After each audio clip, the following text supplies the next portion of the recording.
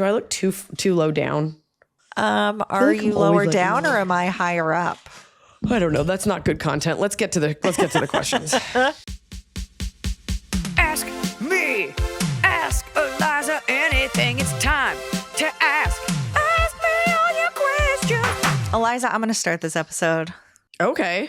Just by saying what I have loved seeing, Noah's cookbook has been out for a second now, but he's still, you still need to buy it. You still need to, it's grill time. It's grill season. But I should have been promoting it. Now that you have, promote it on social media. Now that you have like the fancy setup with the good lights and cameras for this show, we do it all for the viewers and listeners. It's all for you guys. He uses your desk for all of his interviews.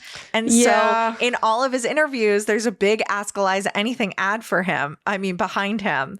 And so every clip he posts, I'm like, oh, free promo. Thanks, Noah. It's very cute. I took over the office. It's like just a corner where his desk was. We have a plant there now, and he works somewhere else. Wait, he doesn't have his desk there anymore? I thought he was just using yours because it was better, not because his didn't exist. His is, we got him a really nice desk, and it's in a different room. Good. But it's not in an office, so it blends in. It's nice. It's like what are they called? Not a pen desk, like those like nice ones you see in people's bedrooms where you'd pen a letter to your lover. Oh, because really. He needs to sit and write for hours a day. I need to do stuff like this. And I was like, the idea of having two offices is just, we don't have the room for that. Yeah. So this is what I was like. I just looked at him. I was like, I need an office for all of my comedy memorabilia, for the printer, for auditions, and for my podcast. So you got to go somewhere else.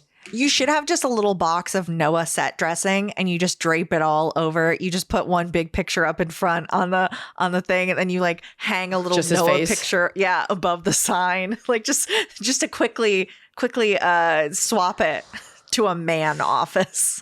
It's just like wood panel. There's like a bass. Yeah, but he's just he doesn't care. He has no like weird ego, but I like seeing the Ask Iliza Anything thing behind him when he's talking about like protein. My husband has no weird ego. None at all, even though he's very good at what he does. I have not tested him, but like I've said stuff and I'm like, I'm sure he's going to get upset. Nothing. For years over anything. One time when we were dating, some lunatic who was drunk and like definitely not worth it, like tried to start a fight, and Noah was just like holding a bunch of pizza, and he just kind of like endured the guy yelling, and he just walked on. Like there's no part of him that's like, let's have it out with a stranger. And I think that's... No. When you have like too much to lose, you're just like, okay. He's always like, what's the outcome you want? And I'm like, it's to fight with someone. And he's like, nope, that's not the answer. No, that's never the answer. But he's very secure. So I love it. Hi, Iliza. Emily, Hot Scotty, Glenn, Millie, the rest of the crew. I've been a fan of your comedy for a while, but only found your podcast this past year. Brand new. Welcome. Welcome. All right. It means what we're doing is working. We're promoting it with Glenn Millie now. So now it's working and people are finding it.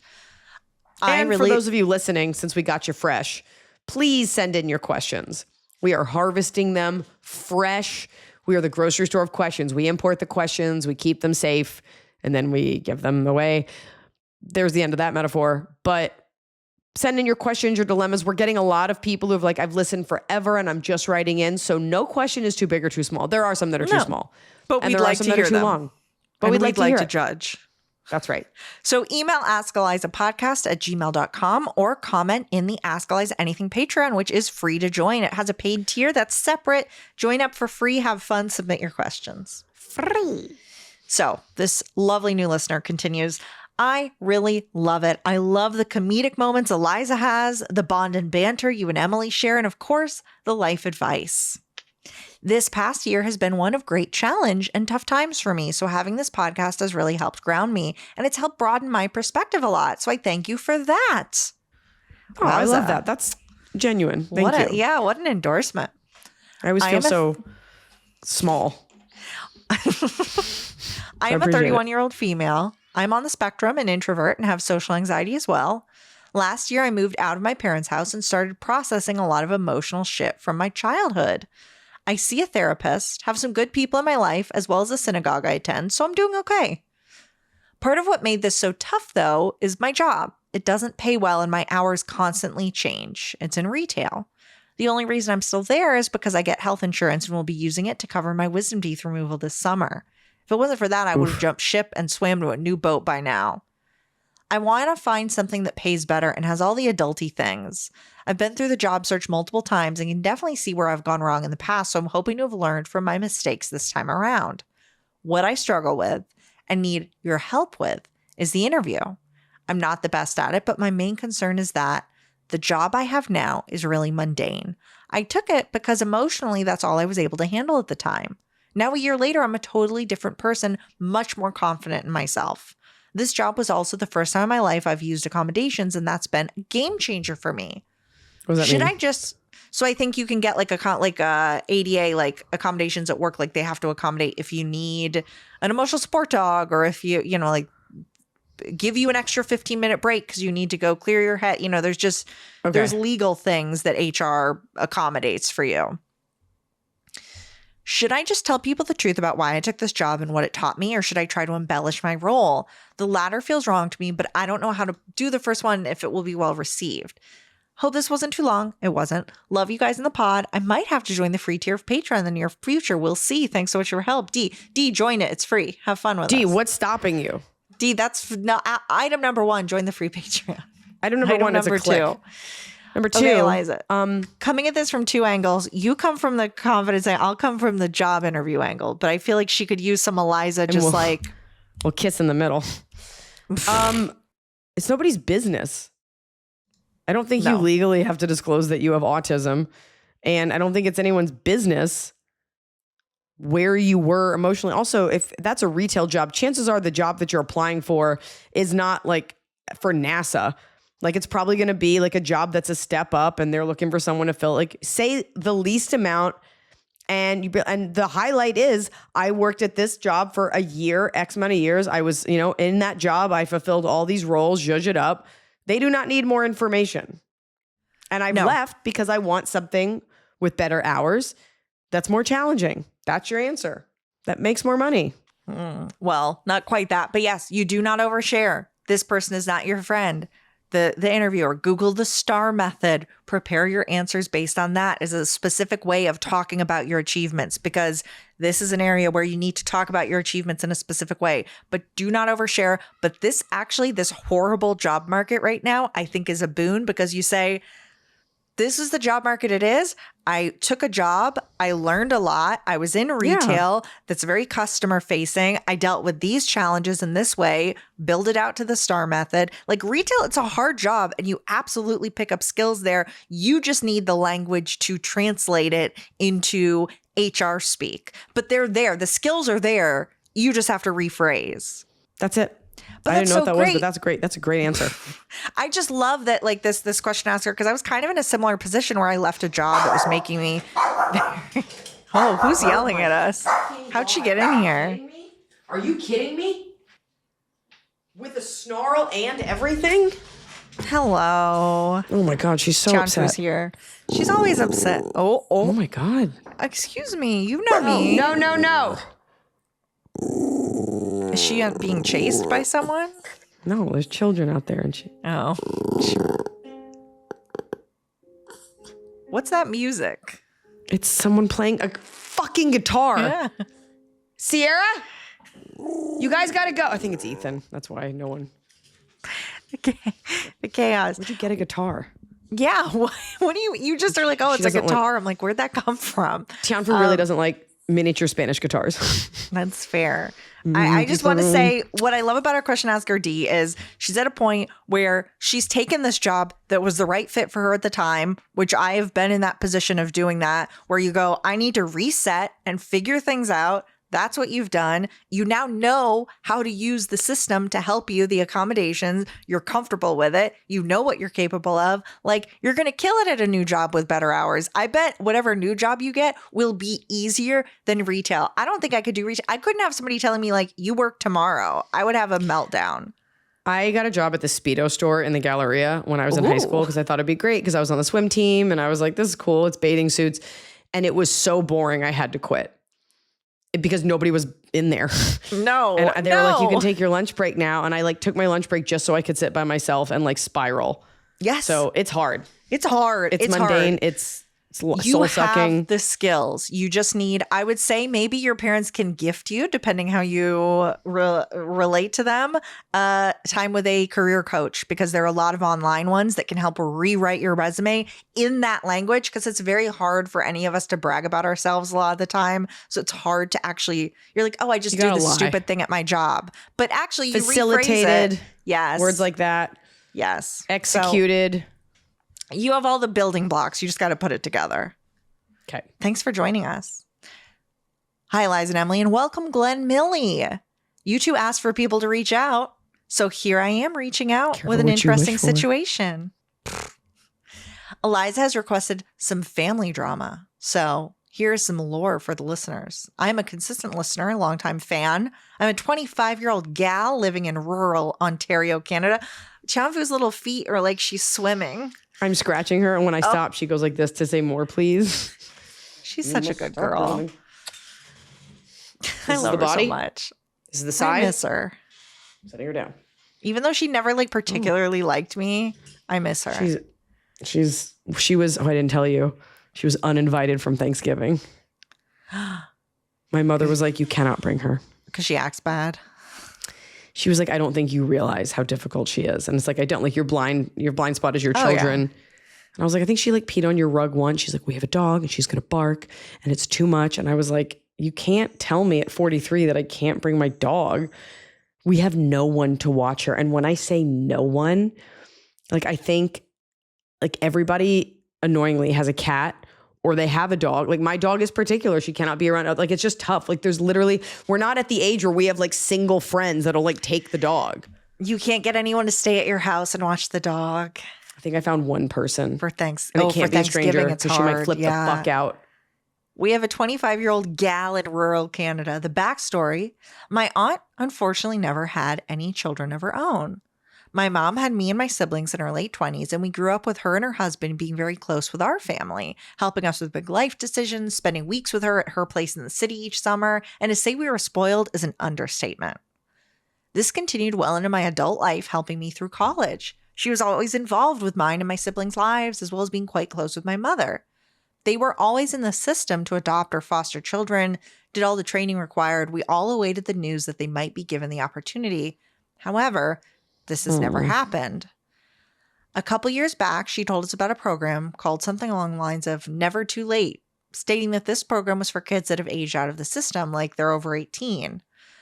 A while after learning of this program, she introduced us to someone, a 30-year-old man who was from a nearby city and had grown up in foster care. We were happy for her, even though they had been quiet and acting more distant prior to delivering this news. A few months passed, and they shared with us that he will be giving up his apartment that is an hour from their home and moving into their home along with his 28-year-old boyfriend. This came as a shock to all of us. We also came to find out he was no longer working and would be selling his vehicle. During this time, we hardly heard from them. They missed holidays and birthdays, which was very unlike them. Also distanced themselves from my grandparents, who live in the same city as them. A year later, we've only met this guy the one time. They have never been able to attend a family event with my aunt and uncle. That was 2023. Fast forward to 2025. My aunt announced that they will be moving, selling the home they lived in the same city as her aging parents, and moving to a rental in a city 3 hours away. Renting in your late 50s when your home is almost paid off, weird. They were going where this guy wants to be. They're going with him. Her job is still in the current city, I know, meaning she will have a 3-hour commute when she needs to be in office. So they've now moved, and we hear from them even less. Despite actually being closer to where I live, we are all nervous they've become too close to these people too quickly, and that these guys are financially reliant on them. This guy and his boyfriend have no social media presence. She's unable to give us their last names. She let it slip to my mother that she did not meet him through any type of program, that she actually met him at her previous workplace. So they haven't been vetted by any program and could just be liars. My parents are very uncomfortable with the situation. My dad has inquired with the police if they should report this because they've changed so much in 3 years and these guys seem like they could be scamming them. This guy is still unemployed despite having all these employable skills, according to my aunt. He's changed how she does everything. Will not post social media. Not that you need to, but for me, usual user to just nothing is odd. So the aunt's not even online anymore. Looking for advice on how me and my mother could approach a more open conversation on what the heck is going on. She's been difficult to communicate with. Please let me know if you need more context. Thank you for all you do. This is the scariest question we've ever gotten. Ever. Like, I'm agog. I am gagged and agog. Oh my God. It's a scam. It's a scam. I mean, it's a scam. And it's like, what was that? First of all, you got to get your aunt to watch that Netflix documentary. Oh God, it had such a bad name. It was something vegan. It was about a woman who, oh God, look it up. Was it about the girl who's like the orphan, who's like the little girl that's actually a grown woman? No, that is a horror movie called The Orphan. No, that was a real Natalie whatever. Okay, it's not that. Okay. It's vegan. Just type in like vegan scam Netflix. Bad vegan queen. Bad vegan fame fraud fugitives.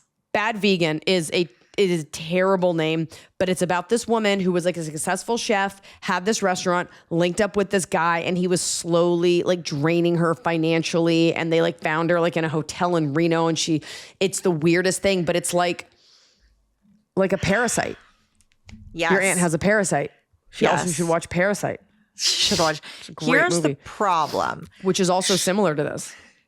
This guy and his boyfriend have had 4 years to turn her against you, to say you guys just want her money, you don't want her to be happy. And her husband have been in a position where they have been dying to have a child. They haven't gotten one. These people took advantage. So weird. That you're like, oh, a 30-year-old man? A 30-year-old man, and he just says, well, I was in foster care, so will you take care of me? No. But I think... Because you know what happened? She told him. Yes, that she was like, that I'm looking for people that aged out of the system even. Which to me, that's like 18, 19, 20, 21, not 30. Also, I was in foster care. You know me. We worked together. Oh, hey. And I guarantee you he's one of those people. There are people who take jobs just so they can sue their employer. Well, I bet you he's one of those. So he might not have even been working. He could have just been a customer or something. Oh, I thought you meant like they worked together. God. They might have worked together.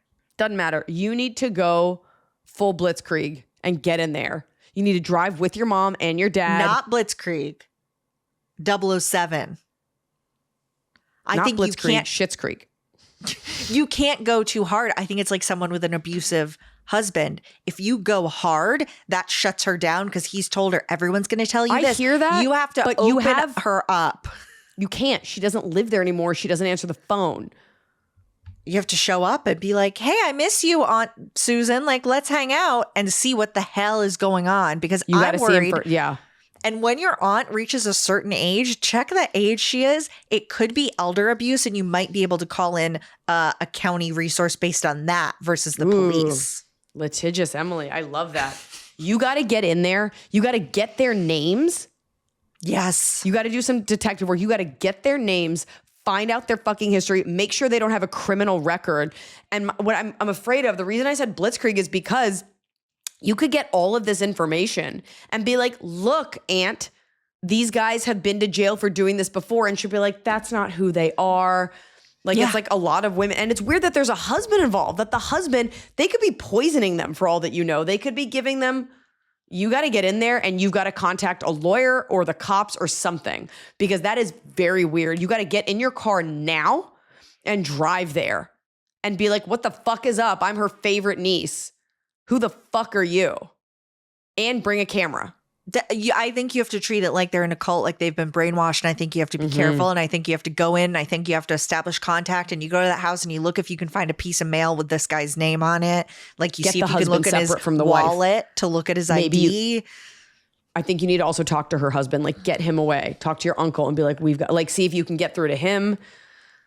Maybe this like is separate not from her. Right. This is not right. It's not right. This is abuse. There's no way that they're just chill guys having fun. Chill guys having fun. No, she moved to a different city for these unemployed freaks. 3-hour drive that was almost paid off. And her parents are still alive. What are her parents saying? Can you talk to her parents? Do they, I mean, are you guys all on the same? Yeah. Yeah, this is, I mean, I think an gotta intervention get in is there. not going to work. You have to go in And you need men with you. It can't be like a bunch of like old lady brigade. Like you need men with you because men are intimidated by other men. Can you bring, do you have a husband, a brother, a dad that can go with you and your mom and A be like, stripper, someone you hey know. man, I hear that you're living with them now. How's it going? What do you Yeah, do? we'd love to get to know you. Yeah, hey, what's up? And Because then- they're not coming to any family events because they know it's fucking weird. No, this is so weird. Oh my This God. is I'm gonna be isolation. This is misery. it's not like Misery. Without the hobbling. Misery.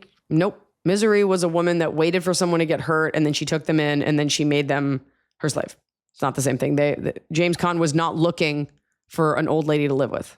She wasn't But old, I'm I guess, saying but they're in this house and the cops don't know what's up. They're just all alone in the snow in this gotta house go. together. you got to go. And you got to bring, you should, maybe, I don't know what Canadian law is like. Can you do a wellness check? We haven't heard from them. Yeah.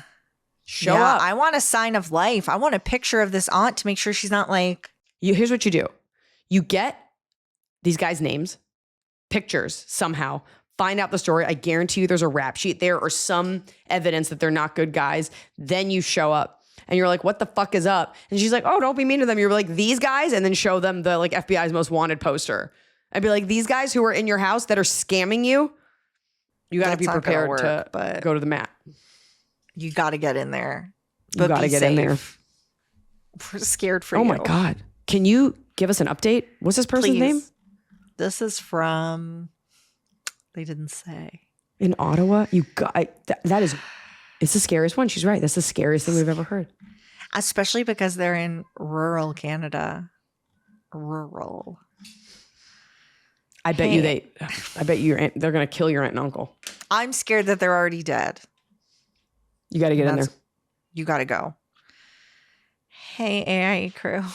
Currently listening to the 400th episode, reminiscing on finding you guys as my first podcast in college. Love it.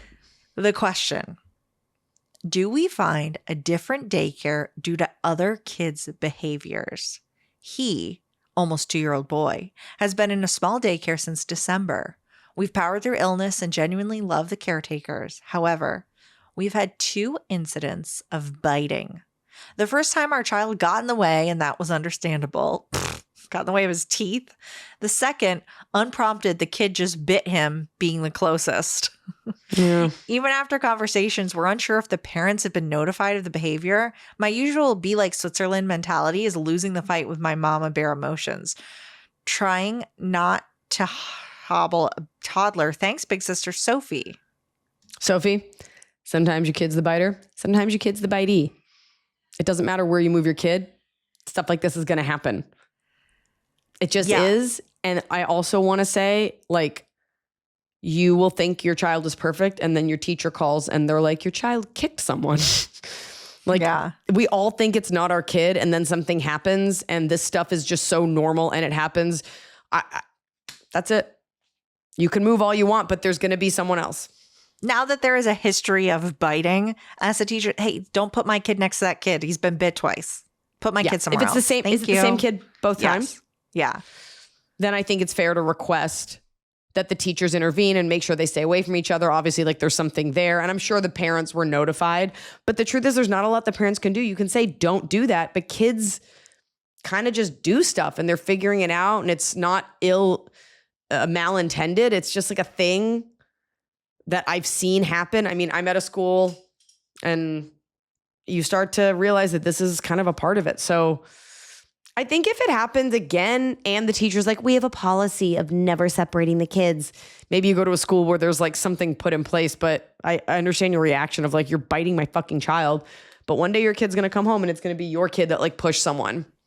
But have you ever thought your kid's tasty? You ever thought about how tasty your kid is? Probably all sweaty and covered in You cookie should dust. take a little bite and see. I See bite if my you children really often. blame. Yeah. And Ethan tastes like pancakes. What are you going to do? Oh, that's nice. He's my sweet syrup pancake, man. When he's Hello. not stinky. Okay. Hello, Iliza, Emily, and the AI crew. I'm a huge fan of all you do and even dressed up a couple of years ago as Cashew Albacore for a meet and greet after Eliza's show in Atlanta. I remember. Oh, what a star. Let me see if I have the picture. Hold on. I mean, go ahead. I'll look for it. Okay. I've been listening for years and finally have a question for you. I'm a plus-sized elder millennial woman. Without Here she is. trying.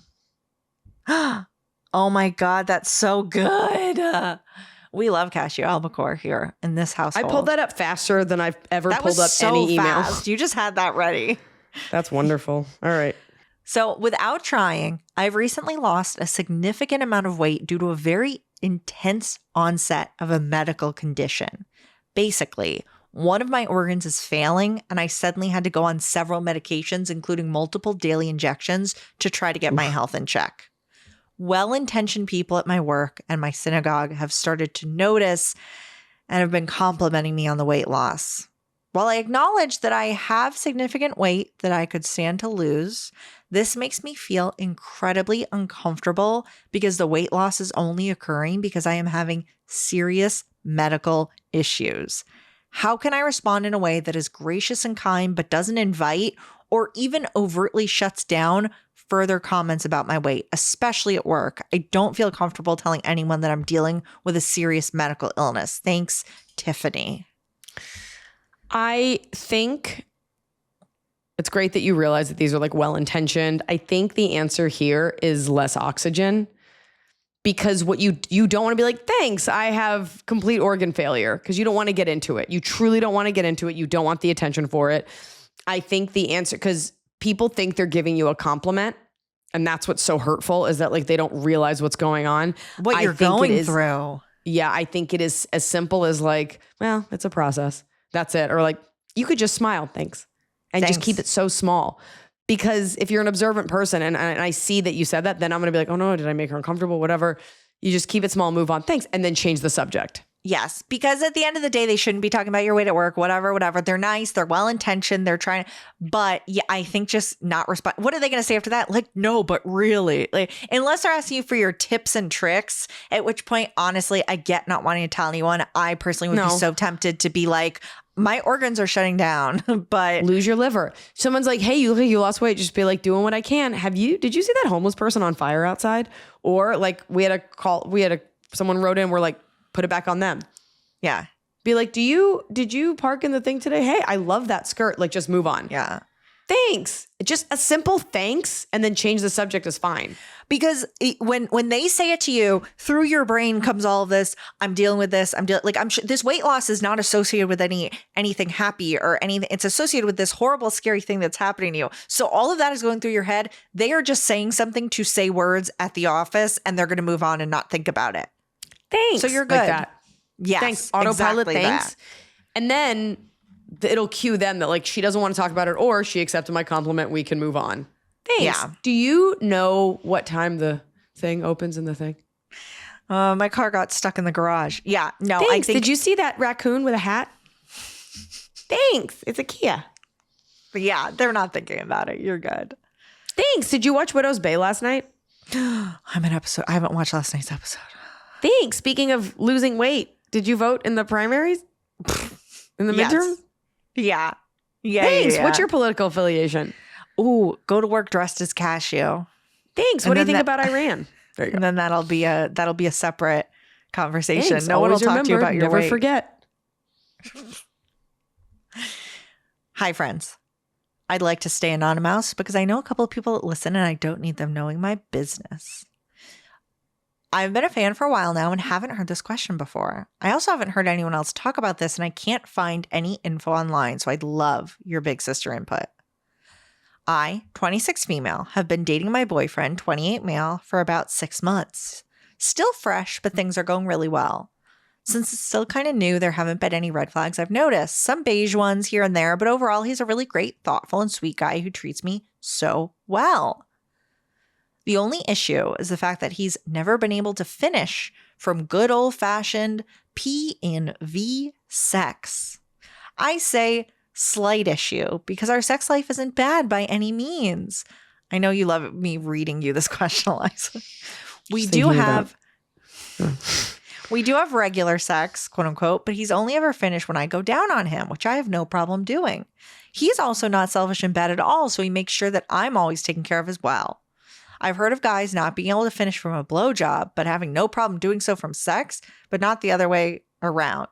I wonder if it's something dealing with ED, but I'm not sure since he always finishes. Tiny flex, LOL. So this woman's writing in to say she gives great blowjobs. But truthfully, I don't really know how ED works. I haven't talked to him about it or brought it up at all because I don't want him to be embarrassed or think I'm not satisfied, because I am. I have no problem with how things are going, but I think why I'm wondering what's up is because it's getting more serious with him, and naturally I'm thinking about where things could lead if marriage and kids are in the future. I know I have time before I need to worry about all that, so I'm not stressing. My question is if you think I should talk to him about it or not, and if so, what should I say and how would I bring it up? Much love and thank you in advance. That's so weird if we're like, never say anything. You're lucky that he's going down on you, and shut the fuck up. No, but I do think it is funny. I think the last thing you do want to do is be like, does your dick work? Because I want to have kids. Like, don't make the future conversation part of the question about what's going on in the bedroom. His penis works. It just doesn't work in the way that you would need to have children in that way. Right. It could be ED. He could be secretly gay, which I thought until you were like, and he always goes down on me, which I don't think gay guys are like, I love it. So I don't know, but it is worth talking about simply because, and I always come back to this is your partner. This is someone that you want to be with. You have to have the hard talks. Yes. And again, his reaction to you broaching this is the bigger issue. It could just be that this is his kink, his fetish, this is how it is, and he likes it. It's a little bit of a bummer because it's always going to be that work for you. And I can tell you what, like when you're married and you're like, let's just have sex real quick, you probably don't want to like unhinge the old jaw and get on down there. Like sometimes you just want to have sex and like be done with it, whatever. It's worth talking about because there's a difference between I just like it, which I also question, versus like I can't, I've tried, I've never been able to. Mm-hmm. But it's about being able to explore these things together without being embarrassed. And he shouldn't be, because you're going to present it to him in a very kind way. Yeah, like you said you love your sex life. It's great, but it's kind of like, hey, if we're going to be long-term partners, I just kind of want to know like what's can I do something differently? Like what's going on? Are you good? Does it not feel as good? Like create a space that you're like, and I love you and there's no wrong answer, but I would be remiss if I did not ask this because I love you and I just want to know what's going on with you. Yeah. That's it. And create the space for him to be vulnerable. And if he can't, then that's a bigger problem. That's exactly what it is I think you're saying there have been no red flags. I think this is actually an opportunity to kind of test the boundaries of like his communication skills and see what it is. As long as you're coming at it from a very kind place, he must know, like he knows it's a thing. I mean, and there was that whole Sex and the City episode about Trey, and he couldn't get it. He did up. have ED. He did. He couldn't do it. But it could also be that he gets nervous that he's not going to be able to. So he's like, okay, well, let's just do it the other way. And maybe you're like, I am willing to take all the time. Let's start slow. Like I'm never going to get upset or frustrated. I want, it could be that in the past it's always been an issue. So this is kind of like how he learned to do it. Yeah. It's a chance to really grow. It's Yeah. a little annoying, but you can do it. Well, because you sound just very communicative and cool, and I think I think you can have this conversation with him, and it's You'd be not an like, issue. what's going on? Because I'm not blowing you anymore. Mouth shop's closed. Mouth shop? Oh no! Oh no! At the mouth shop. Hey, Pod Gang, longtime listener here with something I haven't been able to stop thinking about for weeks, so I'd love your input. Here are 2 pieces of important context. 1, I am the queen of Sorry. I am the queen of side hustles, and I often work events for my friend's luxury taco cart business. The business owner is a female. We'll call her Z. She's Why married. can't you guys do names? Why is it always a letter? I'm calling her Zelda. What the fuck She's is a married- luxury taco cart? Business. In my mind, it's not just one cart. It's a bevy of carts that are like charging a lot more. Oh, in my mind, they were like velvet tacos, put which I steak guess is in a metaphor there. for vagina. Yeah, like primo toppings. Apple. Primo. Put an apple on there. Apples are cheap. Saffron. Saffron Z. tacos, Middle Eastern tacos, Asian tacos, premium luxury items, Chinese tacos. I have Asian imported. tacos at a place called Taqueria Tsunami. Not pertinent. You've talked about this place before too. We'll by the call way. her Z. That's what you want to think about, a tsunami of diarrhea when you're having your luxury tacos. They got throw pillows. All right. Z has a luxury taco cart that you work Yes. sometimes freelance. She is married and has a child. We'll call her husband G. We are not old friends. We essentially became, quote, friends because I help her out with her business, but she pays me, of course. Z and G are in a bit of a rough patch in their marriage and have been since January. I was made aware of this right as things were happening because I worked an event with her and I said, girl, you've lost weight. And she's like, she thanks, was like, I have extreme organ failure. yeah. She was like, well, yeah, I'm depressed, which is why it's never, just careful when you comment on people's bodies. And then she spilled a little bit of what's going on, which is basically that G told her that he didn't know how he felt about their marriage. Something of that sort, like I don't know if I want to be together anymore type of thing. And he allegedly expressed, allegedly expressed that he was feeling a lot of guilt about his mess ups in the past. Online cheating. Oh, woof. Okay. Yeah. It's obviously now early June, and the only update I've gotten is that he hasn't left and that they don't talk much about it. Before January, they seemed like a normal couple who'd been through things, but Z has always been one to complain about G and generally speak negatively about their marriage. They've been together 12 years. They got married young because he was in the service for 8 years before moving back to where they're from in Texas. I think it's important to note that I've observed that they're both emotionally immature.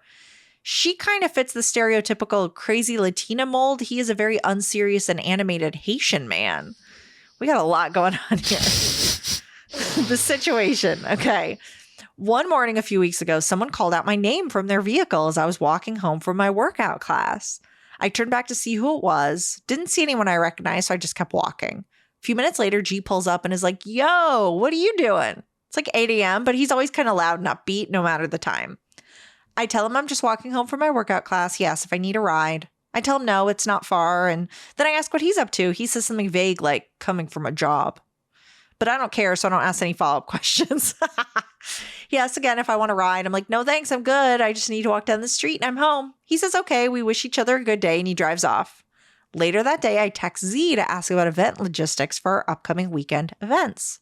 I decide to also mention I had seen G that morning, just so it could never seem like I kept an interaction from her. Mm-hmm. She responds in a way I consider to be super weird, but I didn't address it head on. So let me read you these texts. So our person texts like, yes, I'm available this day. This is happening. That's happening. And I saw G this morning. By the way, G and Z's names are both wild, just so you know, Iliza. They're like so specific. This person would be caught immediately. So it says, I was selling him home this morning when I was walking home from my class. And Z says, LOL, he told me. I was like, why were you fangirling over anonymous? Over downtown San Antonio. I'm sorry he's a fan, LOL. So our question asker said, I heard him but didn't see him at first. So I was like, WTF is that? It was funny. I was like, oh, hey, haha. So our question asker says, I know, it's hilarious. So our question asker says, should I have asked her what she meant? Did he tell her about it in some weird way? I just keep thinking, why would you say something about this like this about your husband? It was odd, and it made me feel like I'd done something wrong when the actual interaction was so innocent to me. Am I missing something? So our question asker doesn't like that she said her husband, Z said her husband G was like fangirling over her. I think this is a total misinterpretation of the words. I think you know too much about this married couple. Yeah. And if they had a solid marriage, then it would be like, he's such a fan of yours. Like, that is not offensive or anything. He just like likes you as a person. That is it. For you to feel like you did something wrong is weird, because there's nothing that it's not like she was like, yeah, ... He mentioned, like, there's nothing in the punctuation or in what she said that makes it sound like she was anything other than like, yep, he told me he likes you as a person. Like, that's it. She didn't say, wow, it's really weird you didn't tell me for a while. She didn't say like, yeah, did you get a ride with him? Like, nothing. You're thinking, you're afraid that since this guy cheated, that she's thinking you cheated. She's not thinking that. And if she does, that's not on you because you've done nothing wrong. And her mistake was telling you way too much negative stuff about her husband, which is embarrassing for her. Yes. Move on. Nothing Yes. happened. I think there is a possibility that Z is, Z well enough to know that Z feels some type of way about it. But based on these texts, no, you're so good. Your interaction was totally fine. Don't worry about it until it becomes a problem. But I would Nothing. not. There's no if you're problem. Nothing's and going you to have happen. a million side hustles. So if this couple has an explosive breakup, you have something else. Like, keep making that Also- luxury taco money. Who cares? Get that luxury cash. And also, like, what's the story there? I saw our employee. I asked her if she wanted a ride. She said no. Yeah. That's I what was happened. excited to see her. I mean, I think it's hard too sometimes when like a man is really animated and fun and like excited to see someone. I think that can look, maybe it makes you uncomfortable. But I think that's just his personality. It's the worst type of man. It's so much energy. So, and there are men that just have that energy and it's not threatening at all. And they just are energetic and excited. And so you are like taking it in a certain way, or she is, but it's fine. There's nothing here. Yeah. You're fine. Yeah. But I do want you to write in and tell us what toppings are at the luxury taco cart, please. I need to know that as well, but I also need you to know that in life, like, other people's bullshit is not your problem.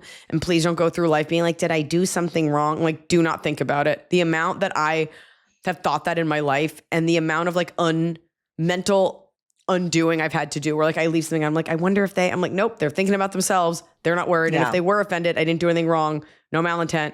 You didn't do anything. Move on and apply that to the rest of your life. Yes. Okay, we have a question. There were a couple questions in spam that I dug up. So these are old, Ooh. but we're going to answer them. Why were they in spam? I don't know. Like we had so much crap in that mailbox from like weird fake partners where they're like, "Hello, ask Iliza. I listen to your podcast. You're wonderful. Would you like to sell this crazy thing?" And I'm like, "What? What are you talking I like about?" when I get spams that are like, "Hi, hey Iliza, we're a fan of your content." You're like, what? The Who most talks like that? generic. I mean, some of the ones We are love very what much you're doing on socials. exactly Slowly like growing my fans 10 people a month. 10 people. Well, and then we get a lot that are like people that are fake, like Nigerian princes and like, "Hi, we really need to talk to you about this money that we want to give you. We really think that you will do a good job with this money." I'm like, "No, We think you'll be great." won't." Yeah. You're like, I would be great. So a few get lost in that shuffle. So we're sorry that this is late. We're sorry. But maybe it'll still help. Hey, AI crew, longtime listener, first time question asker. I'm not a nurse, but I do have a master's degree. I run a power washing business, and I'm always excited to listen to your podcast during my weekly drives to an out-of-state client. Oh, I bet that's so satisfying. Yes. I've played the power washing video game. Oh my God. It's very satisfying. I need Like, some my car big- is filthy, but I've played the power washing video game. and I've power washed right. Santa's house. Oh my God. Okay. I need some big sister advice regarding a situation with my actual big sister. I, 40 female, own my own home, and I live alone with my 2 dogs. My older sister, 48 female, struggles to maintain stable housing and employment, which is a constant concern for our family. She's been in rehab a few times, even had an entire year sober, but has relapsed back into substance abuse about 5 years ago. Over the summer, she lost her job and her apartment, and she was homeless. I agreed to let her stay with me for a few weeks. Fast forward 7 months, she's still living in my basement. She had a job for a few months, but got laid off. She has never paid rent or utilities at my house or even offered. She buys her own groceries, but still eats the food that I meal prep for myself. She will disappear for several days at a time, come home at 4 a.m., and sleeps until early afternoon most days. She's noisy, leaves messes, borrows things without asking and doesn't return them, and is generally just a terrible roommate. It's like living with a clueless teenager. Oh my If God. I kick her out, she will move in with my mom or dad. I am very concerned about the stress that will put on my aging parents. They do not get along while living under the same roof. She's my sister and I love her. I know she's fighting depression as well as several other chronic physical injuries.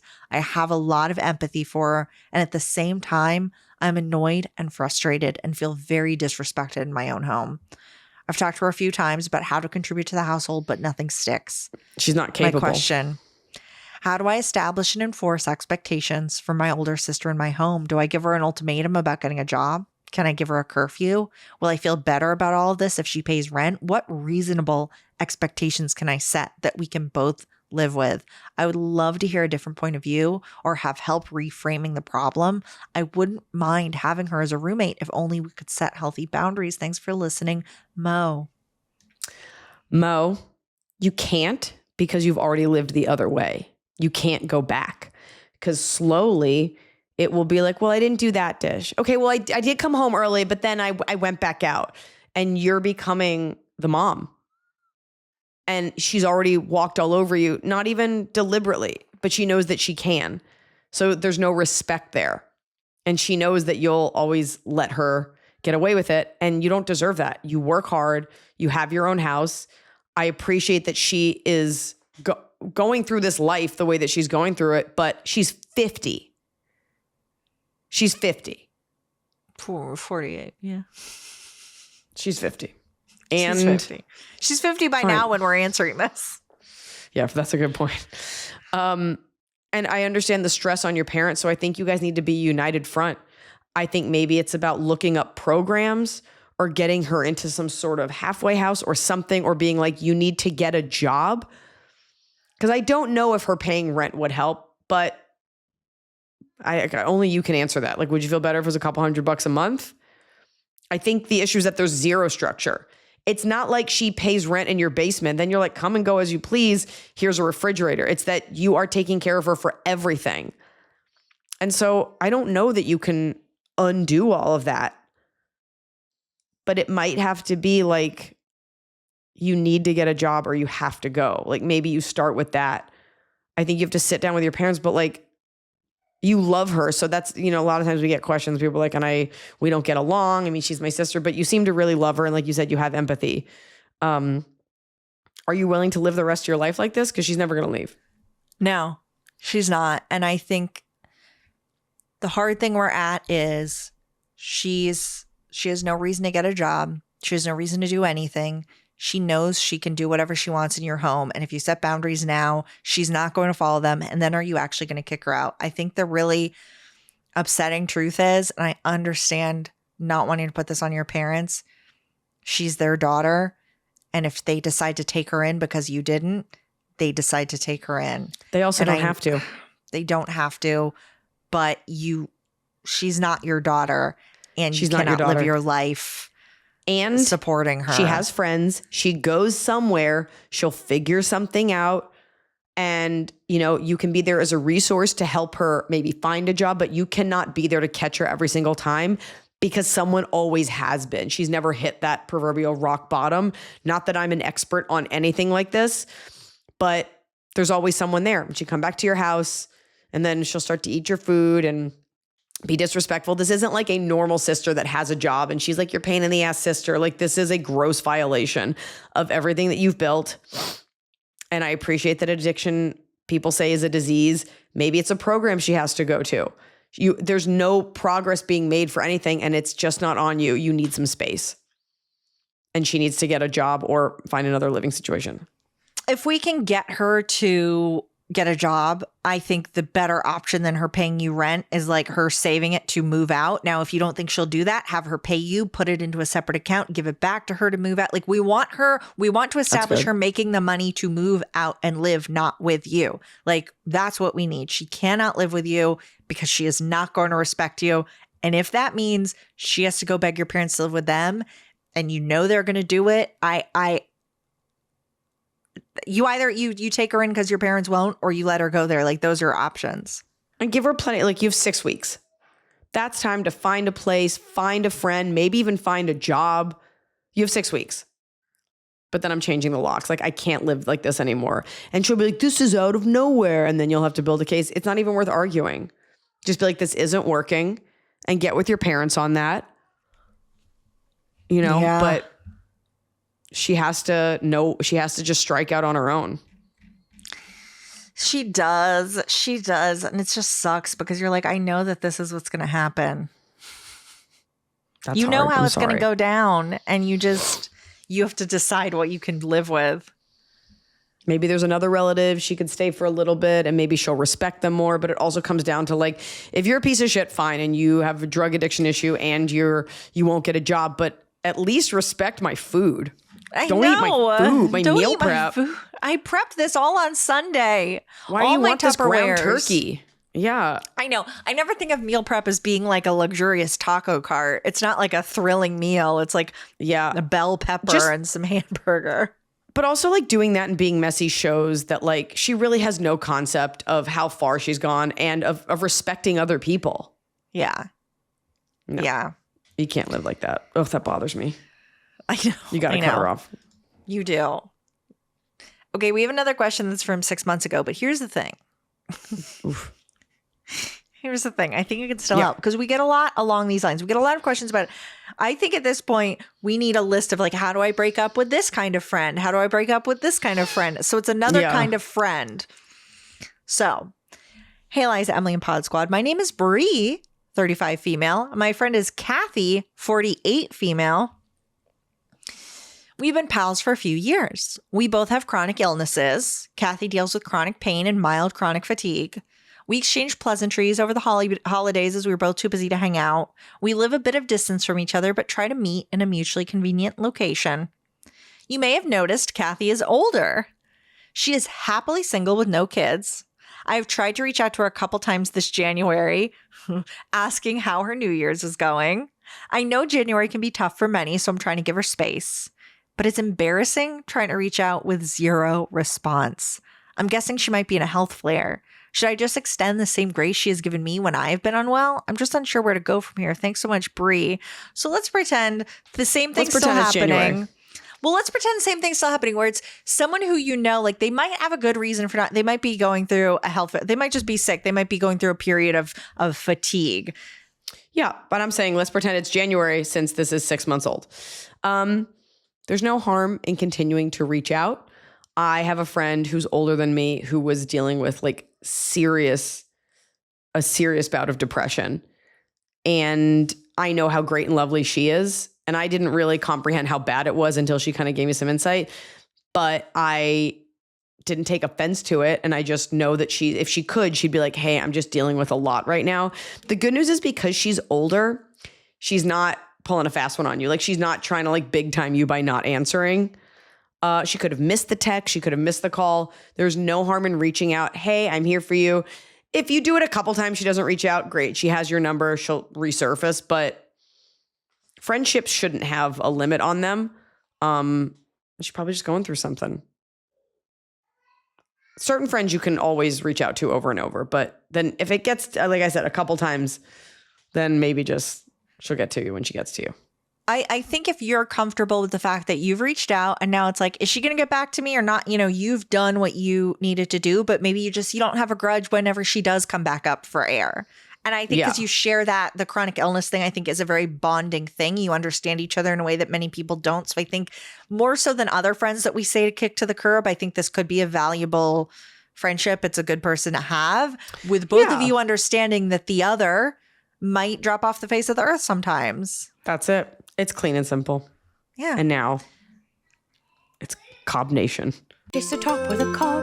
We're doing it right every day. You just take a bite, top of the cob. Cobb Nation, nation, nation. Nation, nation, nation. Nation. Starting with bottom, we will go with not having a slow Sunday so I can actually enjoy Iliza's slow Sunday emails. Why does it seem like every Sunday since it has been released, I've been crazy busy with kids, events, other life tasks. I just want to sit, read the letter, make the coffee, and listen to the playlist in peace. I love that. And may I add that perhaps a slow Sunday is even better savored on a Monday. Because no one likes a Monday, so you may as well turn it into a Sunday.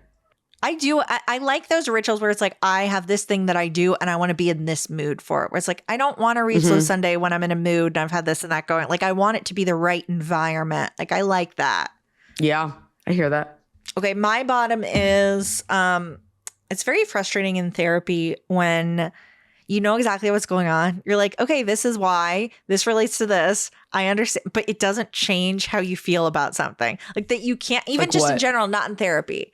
Like that I'm frustrated by certain behaviors, by things being unfair, or I feel a need to people please and respond to things to me, or whatever it is, that I look at it and I go, I have that because of this and this. But you still can't change it. You're like, I know this isn't logical. I know that there's no reason for my fight or flight to kick in because I got an email or because of this. but that doesn't keep me from doing it. And it's so frustrating to know the thing, the mechanism, and just be like, well, it's stupid that I feel this way, but I feel this way. And deep down, you're like, and I know I'm right. And it is upsetting. Yeah. Righteous indignation. You're like, and I know I'm right. It's wrong and I know I'm right. Yeah. I get that. It's frustrating. I feel that way about most things. Yeah. And it's usually when I don't like someone, I'm like, there's something there. And it's like, I feel crazy. Like, I feel like I can see that they have a demon face and everyone else is like, they're so great. Like not Midnight in the Garden of Good and Evil. What's the one with Al Pacino and Charlize Theron? Oh, the Devil's Advocate. I'm just like, there's some people I'm like, there's something there. I just don't like you. I can feel your darkness. Yeah. And I'm always right eventually. May not even be bad. There's just something off. And I'm like, I sensed it. Yeah. Keanu Reeves, listen to me. That guy's bad. There's certain celebrities where I'm like, like there's a bad aura coming off that person. No fucking way. Yeah. All right. My bottom is Apple Music. Ooh. I really hate that is the default player on a Mac. I hate when I click something and then you see the little thing at the bottom, like boom, boom, boom. I don't want it. I don't fucking want Apple Music. I don't want iTunes. I don't really know the difference. It's enough. You scammed us out of so much money in the early aughts where I paid for music. That's all just gone. You put that U2 song on all of our iPods that nobody fucking wanted, and then you put the music on our phones, and then I bet you're going to come out with an iPod. Everything I have is an Apple product, but it's enough. You change your chargers. Everything's a fucking scam. Nobody wants iTunes. Nobody wants it. So get it the fuck off my computer. Now, granted, I could just get a PC and I wouldn't have to deal with it. Nobody's into it. Yeah. Top of the cob. Someone wrote in on the Patreon in the Share Your Cob, and she shared some amazing pictures that I'm going to show you of a goose. I don't know if you saw this. Beautiful. So my top of the cob is Miss Blanche, named after your Blanche. I need a little lady name for her. And it's like a ceramic maybe goose. My stepmom bought her for me to take on my bachelorette trip because when she would go on girl trips with her friends, they'd always pick a random thing to bring everywhere and take pictures with. So she wanted me to carry out her tradition. Blanche was a huge hit at all the bars. She also came with me to my master's graduation. P.S. Me and my friends watched Unveiled before going out to set the tone. We could not stop saying amazing to each other the whole night. That's my favorite part of that special. Two things. One, I love that you have like a Louis Vuitton bag in the front. You're like, I'll just put this picture here. I hope no one notices that I have this luxury item. I get it. Two, that's cute. He has a little graduation cap and a little bridal outfit. We love people at a bar. By the way, thank you for naming it Blanche. We love people at a bar with like a fun mission.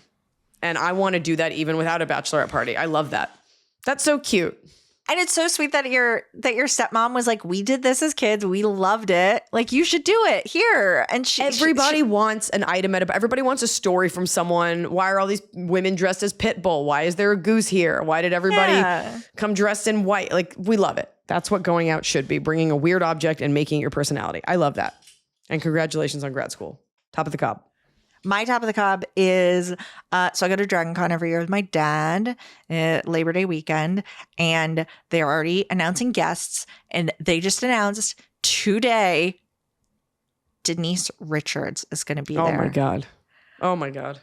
Oh my God. And I called my dad. I was like, Dad, I have a Wildlings poster on my wall I need to get signed. I have a Drop Dead Gorgeous thing. I was like, so you might have to like get some of these things signed so she doesn't think I'm a serial killer. So yeah, you might have to also look like a serial killer. So if you can tag team that with me, we have some tasks to do. My dad's just like, you can't get that many things signed. And I was like, oh, and what about my Undercover Brother DVD? He's like, you got to cool it. You got to pick two things. You got to cool it because I will tell you, as someone who is asked to sign multiple things at once, sometimes you're just like, I can't do this anymore.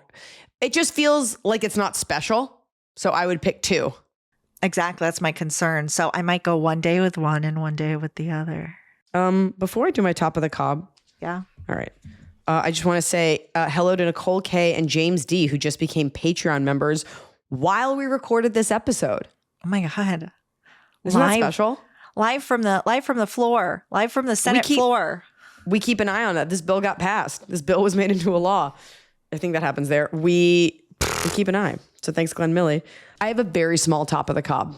Great. It's so small. My mom visited and we bought apples, Fuji apples, whatever. And she put them in the refrigerator. And I was like, oh, we don't need to put our apples in there. And she was like, I like them cold.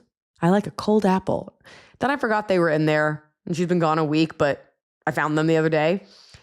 And not only will I raise her cold, I will see her cold apple and I will raise it a cold cut apple. There is something so deeply satisfying about eating apple slices versus biting into an apple. If they're pre-cut, that's gross. But cutting it, and I cut horrible shapes. They're all uneven. It's just, and like thinking about it now, I'm like, I want to go eat that before dinner. There's something just, it's a simple pleasure, an ice cold top of the cob cut apple in little chunks. I just love it. I won't bite. I won't bite in. I need it cut for me. And I will bite in if I need to, if I'm on the run, if I'm on the go. But I love an apple chunk, and we love our listeners.